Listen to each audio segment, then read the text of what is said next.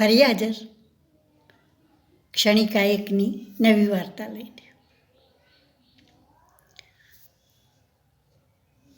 નામ છે ગુરુ દક્ષિણા.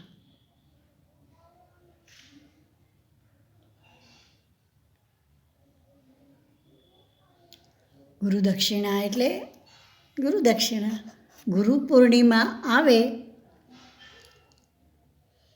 અને મને એ દિવસ, એ ગુરુ પૂર્ણિમાનો દિવસ યાદ આવે ને આવે જ. ત્યારે એક નવી ખુલેલી કન્યા શાળામાં મારી નોકરી લાગેલી. મારા માટે તો શાળા જ નહીં, શહેર પણ નવું હતું, કારણ કે થોડા સમય પહેલાં મારા પતિની અહીં બદલી થયેલી. મેં પણ નવી નોકરી શોધી લીધી.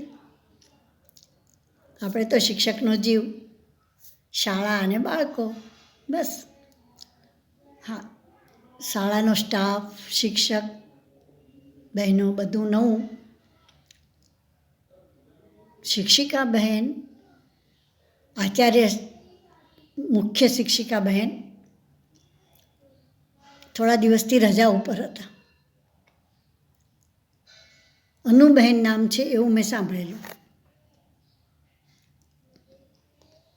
અને ગુરુ પૂર્ણિમાના દિવસે તેઓ આવવાના છે એટલું સાંભળેલું. ગુરુ પૂર્ણિમાના દિવસે શાળામાં કોઈ ઉત્સવ હોય એવું વાતાવરણ હતું. બાલિકાઓ અમને એટલે કે શિક્ષકોને વંદન કરી શકે એ માટે શાળામાં જ, શાળાના પ્રાંગણમાં જ ગુરુવંદનાનો કાર્યક્રમ રાખવામાં આવ્યો હતો. ત્યારબાદ અમે સૌ, એટલે અમે કે સ્ટાફના બધા મોટા બહેન એટલે કે અનુબહેનને મળવા જવાના હતા. બહેન આવ્યા એવા ખબર અમને મળ્યા.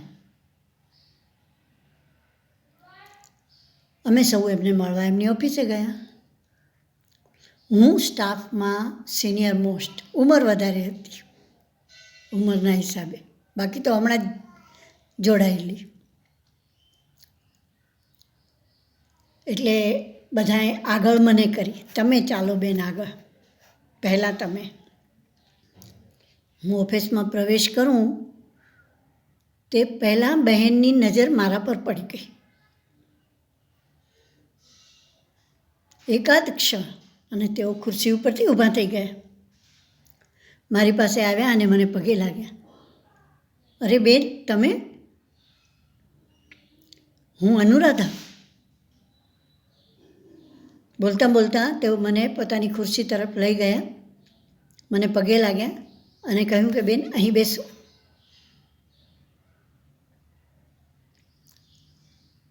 અવાચક થઈને દરવાજે જ થંભી ગયેલા બહેનોને અંદર બોલાવીને કહેવા લાગ્યા. અવાચક તો હું પણ હતી, કારણ કે મને હજુ એમની ઓળખાણ પડી નહોતી, સાચું કહું તો.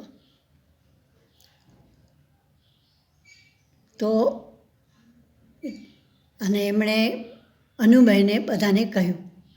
બધાને આંચકો લાગ્યો ને.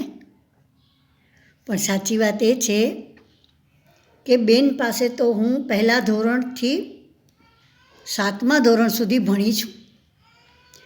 એમણે જ મારા ભણતરનો પાયો પાકો કર્યો છે ને હું આજ સુધી અને આજ અહીં પહોંચી છું. એટલે મારા માટે તો બહેન વંદનીય ગુરુ જ છે. એમણે મને પૂછ્યું, બેન હું તમને યાદ છું ખરી? બોલતાં બોલતાં એ મારી નજીક આવ્યા અને મને પણ અચાનક યાદ આવી ગયું. ઓહ હા, આ તો અનુ, મારી પ્રિય વિદ્યાર્થીની. એ બોલતા રહ્યા. મારી પાસે અનાયાસ આવી અને મને પણ આવડી મોટી ગુરુ દક્ષિણા એમના તરફથી મળતા મારી આંખમાં પણ હર્ષના આંસુ આવી ગયા. આવી ગુરુ દક્ષિણા અકલ્પનીય. બાય.